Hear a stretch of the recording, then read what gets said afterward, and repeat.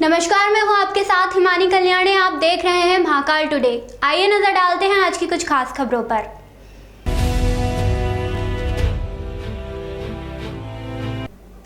उज्जैन के देवास रोड स्थित Suzuki showroom का एक रंगीन मिजाज कर्मचारी जॉब कार्ड से युवती का मोबाइल नंबर निकालकर उसे कॉल लगाकर परेशान कर रहा था। कर्मचारी की हरकत से परेशान युवती से छेड़छाड़ की जानकारी मिलने पर हिंदुवादी संगठन के लोग विरोध दर्ज कराने शोरूम पर पहुंचे। युवती की शिकायत पर पुलिस ने छेड़छाड़ का प्रकरण दर्ज कर लिया है। उज्जैन के पुराने शहर की 22 साल की युवती फ्रीगंज में काम करती है। 3 दिन पहले उसने अपना स्कूटर सर्विसिंग के लिए देवास रोड के सुजुकी शोरूम पर डाला था।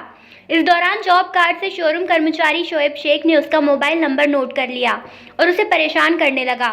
शोएब ने फ्रीगंज में रोककर युवती से छेड़छाड़ की और तेजाब डालकर चेहरा खराब करने की धमकी दी। युवती के भाई ने बजरंग दल कार्यकर्ताओं को इसकी जानकारी दी तो वह शोरूम और थाने पहुंचे और शोएब शेख पर छेड़छाड़ सहित अन्य धाराओं में प्रकरण दर्ज करने का दबाव बनाया। आखिरकार पुलिस ने प्रकरण दर्ज कर लिया है। मेरे को पैसे नहीं चाहिए आपसे, मेरे को बीमा कंपनी देगी, मेरे को आप लोगों से इससे भी मतलब नहीं। जो भी है ये जो भी है ये जो कैमरे में जो आए जो लोग जाने, मैं तो अज्ञात लिखूंगा, ये लोग मैं भी लिखूंगा फिर उसके खिलाफ जो लगे करना ही है। आपको तो रिपोर्ट करो, लड़कियों के नंबर कहाँ से वायरल हो रहे हैं? करो आपको जो मना थोड़ी है। वो रात को 12 बजे मेरे शोरूम पे नहीं है, मेरा घर मेरे यहाँ थोड़ी है। 6 बजे वो आदमी चले जाता है, वो ड्रिंक करे, वो किसी को फोन करे। आप समन्वय बनाने की जगह आप अगर इस तरीके की चीजें करोगे तो तो कर ही रहे ना। मेरे को 2 चीजें, या तो बीमा कंपनी को आपसे पैसे थोड़ी चाहिए। जिहादियों को थाला नौकरी पर रखा मेरा नंबर निकाल लिया था और अननोन नंबरों से मेरे को मैसेज कर रहा था रात में 12 1 बजे तक। फिर मैंने उसके मैसेज का जवाब नहीं दिया तो वो मेरा पीछा कर रहा था 3 दिन से। कौन है ये शोएब शेख नाम है उसका, सुजुकी शोरूम पे काम करता है। किस तरह की धमकी दी थी? धमकी मेरे को है ना, हाथ पकड़ा, बदतमीजी कर रहा था और फिर मैंने मना किया उसके साथ जाने के लिए तो मेरे से बोला था तेरा चेहरा खराब कर दूंगा, तेरे चेहरे पे तेजाब डाल दूंगा। कहाँ रहता है, कुछ एड्रेस? कुछ नहीं, मैंने बस वो सुजुकी शोरूम पे ही देखा है उसको। आपको मैसेज भी किया? मैसेज किए, सब प्रूफ है मेरे पास मैसेज के उसके, और कॉल भी अननोन नंबरों से कॉल कर रहा था। उज्जैन में लगातार ऐसी शिकायतें आ रही थी कि जितने भी सर्विस सेंटर और शोरूम बने हुए हैं उस पर जितने भी जिहादी लोग काम करते हैं वो वहाँ पर जब भी कोई गाड़ी सर्विसिंग पर जाती है तो वहाँ की जो बहनें होती है सर्विसिंग पे जाते टाइम एक जॉब कार्ड करके कार्ड भराता है, उसके अंदर वहाँ पर उनकी पूरी डिटेल होती है। पूर्व में भी इस तरीके के कई प्रकरण सामने आए थे। बजरंग दल के पास ऐसी शिकायत हुई थी कि ये इस तरीके की बच्चियों को मैसेज करना, बाद में परेशान करना। कल का वाकया ऐसा है कि सुजुकी का शोरूम है नज़दीक में, यहाँ पर हमारी एक हिंदू बहन है, उसने आज से 3 दिन पहले शुक्रवार के दिन अपनी गाड़ी सर्विसिंग पे डाली थी। जॉब कार्ड में उसका नंबर और उसकी सिस्टर का दोनों का नंबर उसमें दिया था। एक जिहादी ने रात को 12:03 पे उस लड़की को मैसेज किया, उस बहन को मैसेज किया, हाय हेलो करी और बोलता है मैं सुजुकी शोरूम से बात कर रहा हूँ। लड़की ने बोला मुझे आपसे बात नहीं करनी। बोले नहीं, मैं आपको पहले से जानता हूँ, आपका नंबर मेरे पास पहले से सेव होता है। वो सारी जो स्क्रीनशॉट है चैटिंग के वो मैं आपको उपलब्ध करा दूंगा। उसके बाद लगातार जब लड़की ने उसके नंबर ब्लॉक कर दिए, बात फ़ोन करना चालू करा, लड़की की जानकारी डिटेल निकाली। वो एक प्राइवेट कंपनी में यहाँ पर फ्रीगंज में जॉब करती है। 3 दिन तक लगातार उसका पीछा गया। शनिवार के दिन रात के समय लगभग 7 साढ़े 7 बजे के आसपास जब वो लड़की है अपने घर के लिए जा रही थी, उस लड़के ने हाथ पकड़ा और उसको बोला, अगर तू मेरे से बात नहीं करेगी तो तेरे चेहरे पर तेजाब डाल दूंगा। लड़की घबराई। संडे के दिन वो अपनी जॉब पर नहीं गई।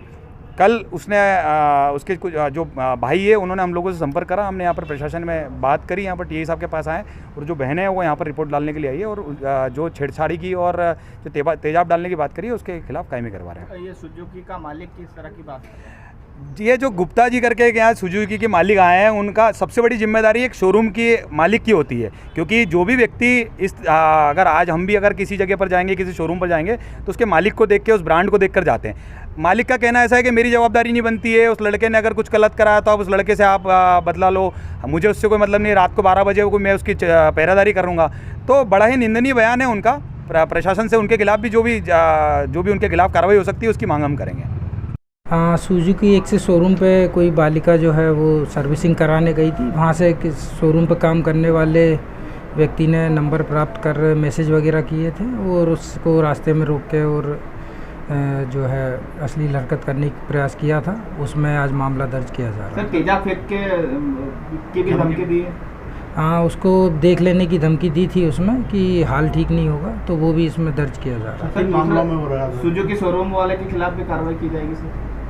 नहीं, इसमें जो भी साक्ष्य आएंगे या जो भी घटना घटित हुई है उस हिसाब से कार्रवाई की इसका जाएगी। वेरिफिकेशन किया जाता है सर क्या शोरूम पे अगर कोई ऐसे लोगों को रखा जाता है? इसमें आरोपी से प्राप्त पूछताछ की जाएगी कि उसको नंबर कहाँ से प्राप्त हुआ और उसके आधार पर जो भी साक्ष्य हैं उनके अनुसार कार्रवाई की जाएगी। धाराओं में मामला दर्ज किया जा रहा है।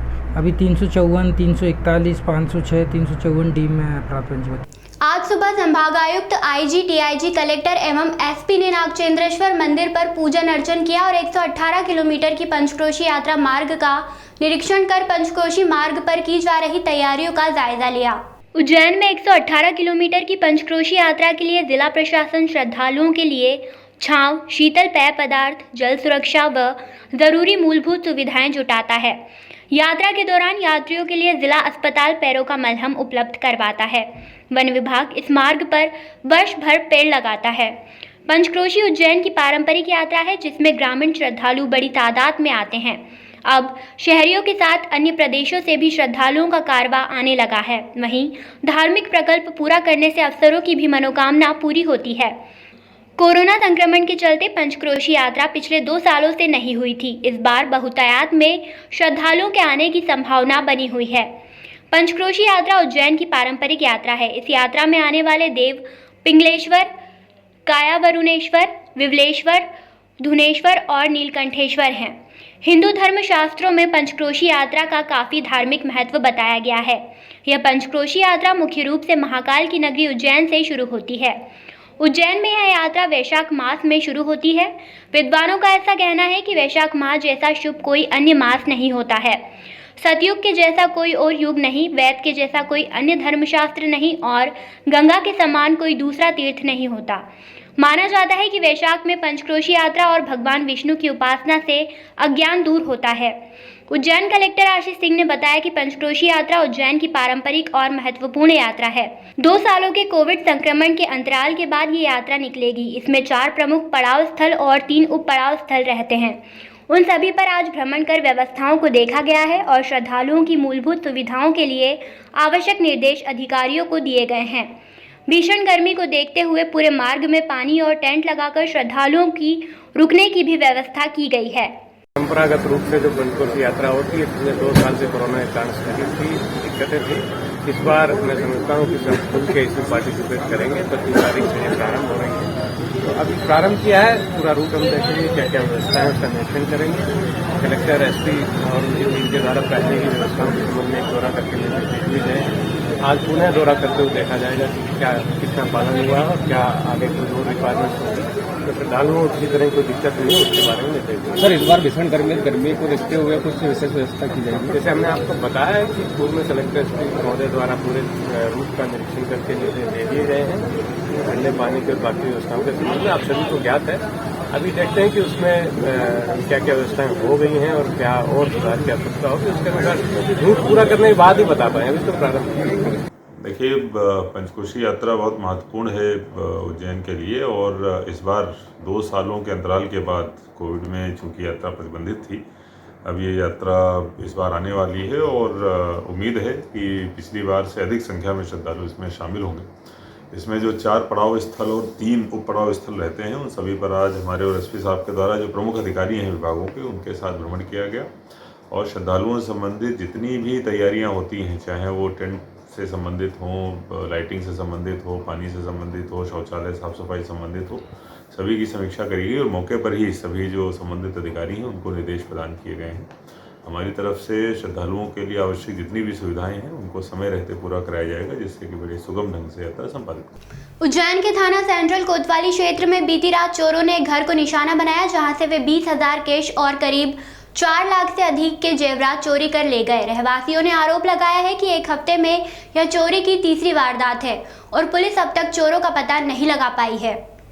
उज्जैन शहर के मध्य बहादुरगंज के रामविलास की चाल में रहने वाली संगीता पति रविंद्र हारोड़ के घर को अज्ञात चोरों ने निशाना बनाया और घर में रखा 20,000 कैश सहित सोना, हार, पैंडल, चांदी की पायल, कंदोरा, सोने के दाने चोरी कर ले गए। संगीता ने बताया कि 3 मंजिला घर में सास ग्राउंड फ्लोर पर रहती है, जबकि पति और बच्चों के साथ हम तीसरी मंजिल पर रहते हैं। बीती रात करीब 3 बजे के लगभग अज्ञात चोर ने छत के रास्ते से घर में प्रवेश किया। ताला खोलकर दूसरी मंजिल पर रखा सामान चोरी कर ले गए। सुबह 7 बजे जब उठकर नीचे आए तब चोरी की घटना का पता चला, जिसके बाद पुलिस को सूचित किया गया। करीब 4 लाख से अधिक की चोरी की रिपोर्ट थाना कोतवाली में लिखाई गई। संगीता हारोड़ ने बताया कि हमारे क्षेत्र में आए दिन चोरी की घटना होती रहती है। एक हफ्ते पहले ही ग्राउंड फ्लोर से मम्मी के 20,000 रुपये चोरी हो गए। इससे पहले एक हफ्ते में ये चोरी की तीसरी घटना है। हैरान कर देने वाली बात यह है कि चोरों ने घर में प्रवेश करने के लिए ताले को खोल लिया, आसानी से चोरी कर ले गए। संगीता हारोड़। क्या चोरी हुआ आपका? मेरा सोने का हार है, झेले हैं, नथ है उसमें, और ना एक छोटा पेंडिल है, छोटे कान के हैं, और दाने हैं सोने के, उसमें चांदी की रकम, उसमें कितने का दौरा है। कितना पेमेंट होगा सब मिला कम से कम करके 4-1 लाख की है, 4-5 लाख की, और 20,000 नकद भी थे मेरे। अच्छा। आज दोपहर पुलिस कंट्रोल रूम पहुंचकर एक महिला ने पुलिस अधीक्षक से मदद की गुहार लगाई है। महिला ने अपने ही पति के खिलाफ पुलिस अधीक्षक से शिकायत की है। उज्जैन के फ्रीगंज स्थित पुलिस कंट्रोल रूम पहुंचकर महिला ने पुलिस अधीक्षक को शिकायती आवेदन दिया है। यह शिकायत महिला ने अपने पति को लेकर की है। शिकायत कर रही महिला का कहना है कि उसका पति उसके साथ आए दिन मारपीट करता है और गंदे गंदे वीडियो बनाकर सोशल मीडिया पर वायरल करने की धमकी देता है। मामले में महिला द्वारा इंगोरिया थाने में 3 साल पहले भी शिकायत की गई थी, लेकिन उस वक्त दबाव में आकर महिला ने समझौता कर लिया था। महिला का कहना है कि पैसे नहीं देने की एवज में उसका पति उसके साथ मारपीट करता है, इसलिए आज पुलिस कंट्रोल रूम पहुंचकर पुलिस अधीक्षक से मदद की गुहार लगाई है।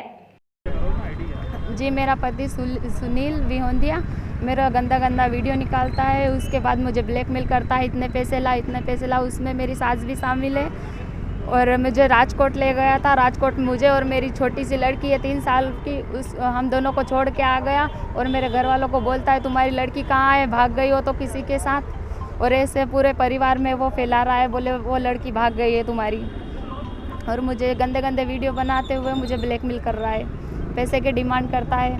क्या बोलता है? कितने पैसे की डिमांड? कुछ भी 5,000 10,000 तेरे भाई से ला, तेरी माँ से ला, तेरे बहन से कहीं से भी ला। काम वाम कुछ करता नहीं है, बेटी बीमार हो जाती है तो इलाज नहीं करवाता है, हमारा इलाज नहीं करवाता है, भाड़े से रहते हैं, रूम का भाड़ा नहीं देता है। मैं छोटी सी लड़की को लेके काम करने जाती हूँ, हमारा खर्चा खुद मैं उठाती हूँ, मेरा और मेरी बेटी का।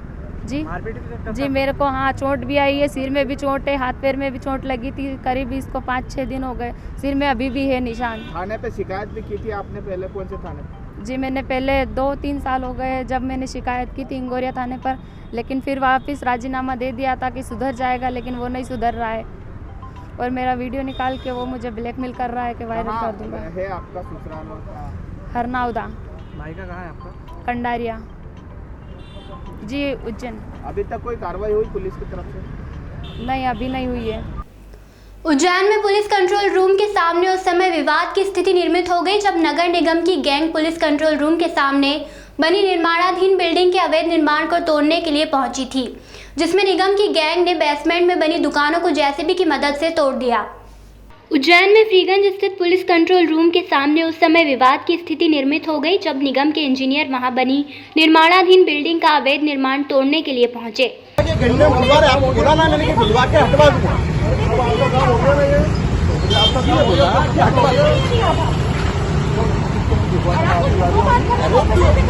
किसी का सामान रखा है तो उसको तो हटवाना। आपका ये काम हो गया, कार्रवाई करना, मैंने बोला आप कार्रवाई कर लेना। हो गया ये काम था आपका, और कुछ तोड़ना है यहाँ पर हो गया बस।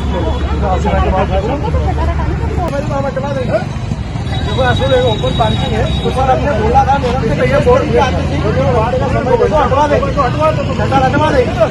तो मान ही नहीं रहे, जेसीबी चला रहे हमने कभी आज तक। बताया जाता है कि यहाँ पर 3 मंजिला भवन बनाया है, जिसमें से कुछ हिस्सा अवैध है। इसकी शिकायत नगर निगम के पास पहुंची थी। जांच के बाद निगम की टीम ने नोटिस दिया था, उसके बाद अवैध निर्माण को तोड़ने की कार्रवाई की गई। कभी सबने करना पड़ेगा ना, हम तो आपसे 1 घंटा सामान मांग रहे हैं, सिर्फ इसीलिए मांग रहे हैं कि दूसरे का सामान पड़ा, उसकी क्या जवाब देंगे? विवाद ही नहीं कर रहे, हम तो सीधी बात कर रहे थे। आपने जो आपसे रिक्वेस्ट करी थी,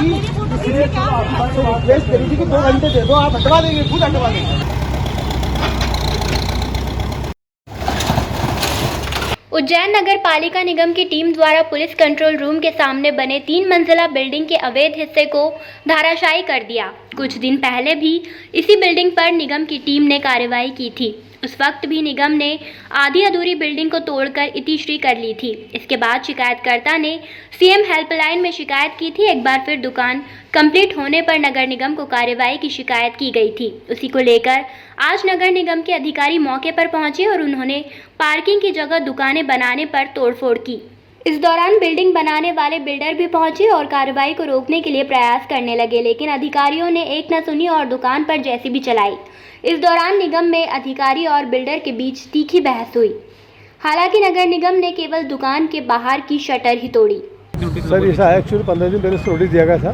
बेसमेंट की जो है पार्किंग की जगह पे इन्होंने दुकानें शटर लगा लिए थे, हो चुकी है, हटाए नहीं थे, इसलिए इसको हटाया गया। इसके पहले भी यहाँ कार्रवाई हो चुकी है और यही कार्रवाई हो चुकी है, यही कार्रवाई दोबारा कुछ जुर्माना कार्रवाई भी की जाएगी किसके अलावा? सर अब थोड़ा सा देखना पर नियम में देख के करूँगा जो भी होगा। बिल्डिंग बनी जब भी नगर निगम की टीम पहुंची थी और कोई कार्रवाई की गई थी इसके ऊपर, जब भी काम रुका था तो पहले एक बार किया था, उसके शटर हटाए गए थे, लेकिन इस बार फिर शटर हटा दिए, निकाल दिए।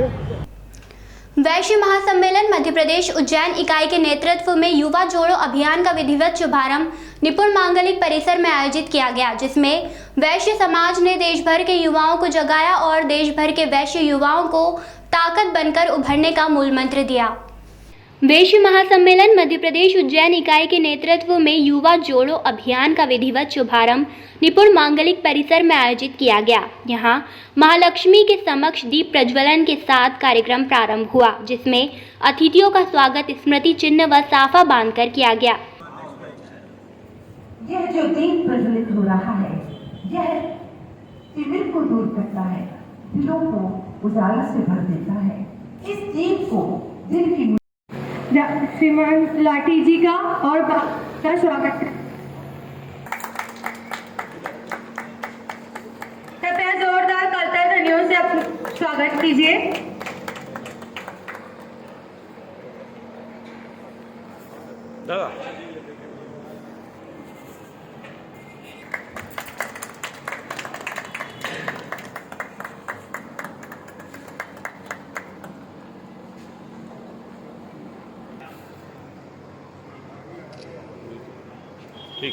संजय शाह जी और शिव जोरदार करतल ध्वनियों से और प्रगति मंगल जी विनोद बापना जी का स्वागत है।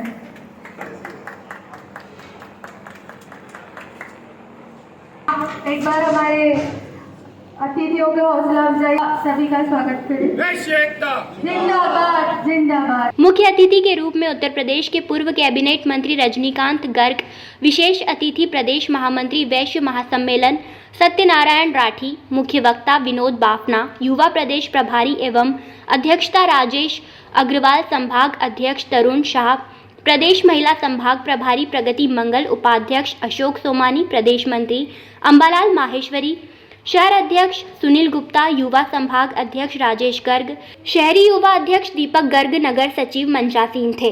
कार्यक्रम के मुख्य अतिथि रजनीकांत गर्ग ने कहा, देश भर के युवाओं को जगा दो, वैश्य युवाओं को अब ताकत बनकर उभरना है। मुख्य वक्ता विनोद बाफना ने कहा, इस समय योजनाएं एवं कैरियर ढेर सारे हैं, मगर मार्गदर्शन नहीं है। वैश्य सम्मेलन इस समय पूरे प्रदेश में युवाओं को प्रेरणा एवं मार्गदर्शन ही दे रहा है। संभाग अध्यक्ष राजेश अग्रवाल ने बताया कि रोजगार की समस्या हेतु किस तरीके से युवाओं में शासन की योजनाओं का कैसे फायदा पहुंचाया जाए, कैसे युवाओं को आत्मनिर्भर बनाया जाए। यह कार्यशाला प्रदेश भर में आयोजित हो रही है। इसकी कार्यशाला पूरे प्रदेश में 352 तहसीलों में चल रही है। वहीं प्रदेश महामंत्री सत्यनारायण राठी ने कहा, वैश्य युवाओं को एकजुट होने का आह्वान किया। संभाग महामंत्री अवतन मोदी, महिला प्रभारी डॉक्टर आभा पारिक, संजय शाह, शिव कुमार विजयवर्गीय, युवा अध्यक्ष राजेश गर्ग, युवा प्रभारी विनी अग्रवाल, युवा नगर सचिव दीपक गर्ग, महेश खंडलवाल, राजेश गुप्ता, काका जी, गीता गुप्ता, डॉक्टर ज्योति जैन, संजय अग्रवाल, भारती अग्रवाल, महेश गुप्ता, भारती गुप्ता सहित विभिन्न पदाधिकारी शामिल हुए। कार्यक्रम का संचालन डॉक्टर ज्योति जैन द्वारा किया गया। आभार प्रदर्शन विनी अग्रवाल, दीपक गर्ग ने किया। सम्मेलन मध्य प्रदेश माननीय प्रदेश अध्यक्ष उमाशंकर गुप्ता जी के नेतृत्व में युवा जोड़ो अभियान चलाया जा रहा है, जो कि 352 तहसीलों में ही चलाया जा रहा है, जिसका मुख्य उद्देश्य है कि युवाओं को रोजगार में जो समस्या हैं उसके निदान हो, उसके निदान किस माध्यम से होंगे, किस तरह जन कल्याणकारी योजनाओं का फ़ायदा पहुंचाया जाएगा, इस तरह का लेकर कल माननीय मुख्य वक्ता बापना जी आए थे, उन्होंने पूरा उसको स्पीच किया है। साथ ही इस समय योजनाएं और कैरियर ढेर सारे हैं, मगर इन पे मार्गदर्शन नहीं मिल पा रहा है। तो विश्व महासम्मेलन ने पूरे प्रदेश की जवाबदारी ली है कि हम उनको सिर्फ युवाओं को मार्गदर्शन और प्रेरणा देंगे और जन कल्याणकारी योजनाओं का फ़ायदा बताएंगे, ताकि आदमी वहाँ तक उनका फ़ायदा उठा सके और अपना स्वर्णिम भविष्य निर्मित कर सके। उत्तर प्रदेश के विधान परिषद सदस्य रामचंद्र प्रधान ने उज्जैन पहुंचकर बाबा महाकाल के दर्शन किए और देश के विकास की प्रार्थना की। उज्जैन के विश्व प्रसिद्ध महाकालेश्वर मंदिर में मंगलवार को सुबह भस्म आरती में उत्तर प्रदेश के भाजपा के विधान परिषद सदस्य शामिल हुए। विधान परिषद सदस्य रामचंद्र प्रधान सहपत्नी यहां दर्शन करने आए थे। गर्भगृह में पंचामृत अभिषेक कर पूजन अर्चन किया गया। महाकाल के दर्शन के बाद मीडिया से चर्चा में उन्होंने कहा कि उन्हें दिव्य दर्शन करने का सौभाग्य प्राप्त हुआ है। उन्होंने बाबा महाकाल से विश्व कल्याण व देश के विकास की प्रार्थना की। धार्मिक यात्राओं पर पत्थरबाजी मामले में कहा कि असामाजिक तत्व अव्यवस्था फैलाने का काम कर रहे हैं। ऐसे लोगों को लेकर भगवान भोलेनाथ से भी प्रार्थना की गई है।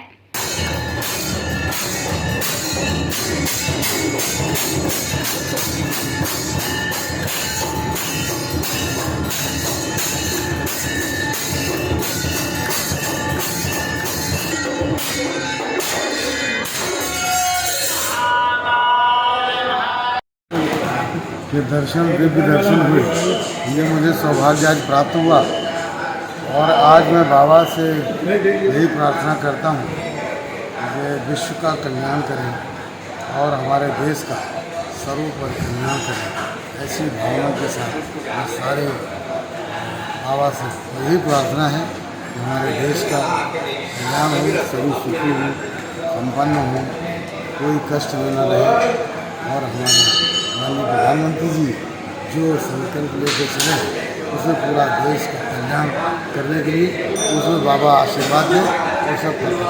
कुछ असामाजिक तत्व लोग जो हैं जो व्यवस्था फैलाने का काम कर रहे हैं, क्योंकि हमारे देश के प्रधानमंत्री श्री नरेंद्र मोदी जी इस देश को आगे ले जाना चाहते हैं और देश को आगे बढ़ाना चाहते हैं, जिसमें तमाम बाधाएं ऐसे उत्पन्न करने वाले लोग जिनका इस देश से कोई ताल्लुक नहीं, देश को अखंडित करने का प्रयास कर रहे हैं, ऐसे लोगों को बाबा भोलेनाथ से प्रार्थना कि ऐसे लोगों को स्वयं सजा दें। ग्राम घोसला में रहने वाली एक महिला ने पड़ोसी की प्रताड़ना से तंग होकर जहर खाकर अपनी जीवन लीला समाप्त कर ली। महिला के परिजनों ने पड़ोसी पर प्रताड़ना के गंभीर आरोप लगाए हैं।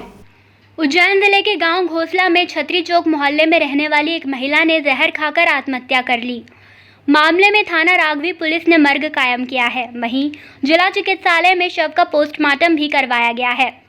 परिजनों ने बताया कि पड़ोसी पिछले 15 दिनों से लगातार प्रताड़ित कर रहे थे। महिला के चरित्र को लेकर झूठे आरोप लगाए जा रहे थे। पड़ोसियों की प्रताड़ना से तंग आकर महिला ने जहर खा लिया, जिससे उसकी मौत हो गई। महिला के भाई ने पुलिस से गुहार लगाई है कि वह मामले की जांच कर न्याय करें। बताया जा रहा है कि एक वीडियो के माध्यम से महिला को प्रताड़ित किया जा रहा था। घोंसला का मामला है, छतरी चौक मोहल्ला राघवी थाना। उनको टॉर्चर कर रहा था ये बार बार। कौन लोग टॉर्चर कर रहे थे? एक तो जब्बार भाई के घर के थे, उनके घरवाली, जब्बार भाई का छोरा समीर और एक साइना उनकी साली। जब्बार भाई खुद उनके ऊपर लाछन लगाया था उनने, तो बदनामी कर रहा था उनकी दूसरे का, तो उसके चक्कर में उन्होंने जहर खा लिया। 15 दिन से परेशान थे हम, बिल्कुल बहुत ज़्यादा ही परेशान हो गए। घोंसला की रहने वाली है, उनको कई दिनों से परेशान कर रहे थे। जब्बार भाई के घर के, जब्बार भाई की औरत है एक, जब्बार भाई का छोरा है समीर, जब्बार भाई की साली है साइना यानी इनूस की औरत। वो कई दिन से 15 दिन से टार्चर कर रहे थे। उनको इतनी परेशान कर दी थी कि उनने जहर खाने से मजबूर हो गई। वो उनने हमको बताया भी था कि ये मेरे को ऐसा ऐसा परेशान करते हैं, ऐसी हमारे पास वीडियो है, हम ये दे देंगे वो दे देंगे, रिकॉर्डिंग डाल देंगे, ये बोलता था। वो कौन? समीर, जब्बार भाई का छोरा। मैं उसका भाई हूँ मुबारक। मैं पुलिस प्रशासन से ये चाहता हूँ कि सख्त से सख्त कार्रवाई करे, उन लोगों को न्याय मिले मुझे, बस। राघवी थाना। अत्यधिक शराब पीने के बाद रुंची गांव निवासी मजदूर ने फांसी लगाकर आत्महत्या कर ली। पुलिस ने जांच के बाद जिला चिकित्सालय में पोस्टमार्टम कराया। उज्जैन के थाना घटिया क्षेत्र में एक मजदूर द्वारा फांसी लगाकर आत्महत्या करने का मामला सामने आया है। घटना गांव रुंजी की है। यहां रात्रि के समय अत्यधिक शराब पीने के बाद मजदूर ने घर पर आकर फांसी लगाकर आत्महत्या कर ली। परिजनों का कहना है कि मृतक का नाम जीवन सिंह पिता नारायण सिंह है, जो कि मजदूर का काम करता था। रात्रि के समय काम करने के बाद घर आया, अत्यधिक शराब पी रखी थी और फांसी लगा ली। थाना घटिया पुलिस ने मर्ग कायम कर जाँच शुरू कर दी है।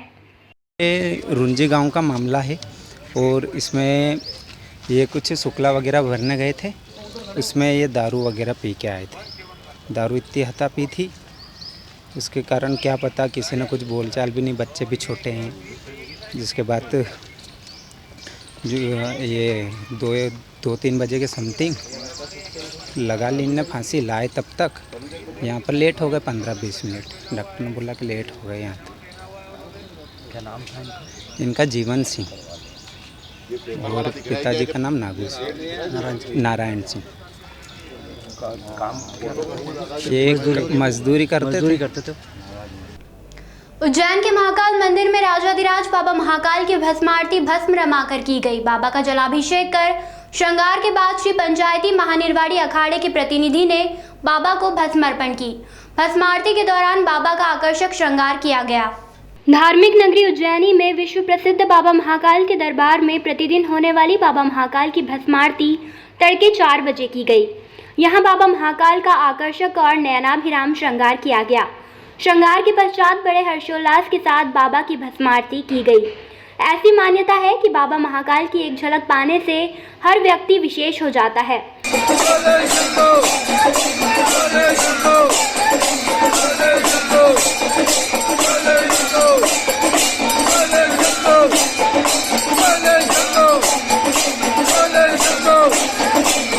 नित्य प्रतिदिन होने वाली भस्म आरती में बाबा महाकाल का पंचामृत अभिषेक हुआ, अर्थात दूध, दही, घी, शक्कर एवं शहद से बाबा को नहलाया गया।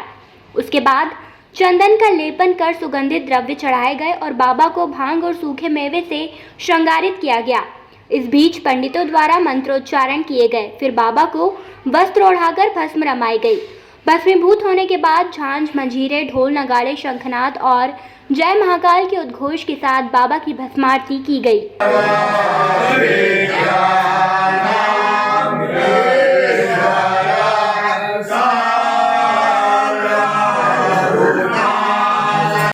आज के अंक में फिलहाल इतना ही। अगले अंक में फिर मुलाकात होगी। तब तक के लिए नमस्कार।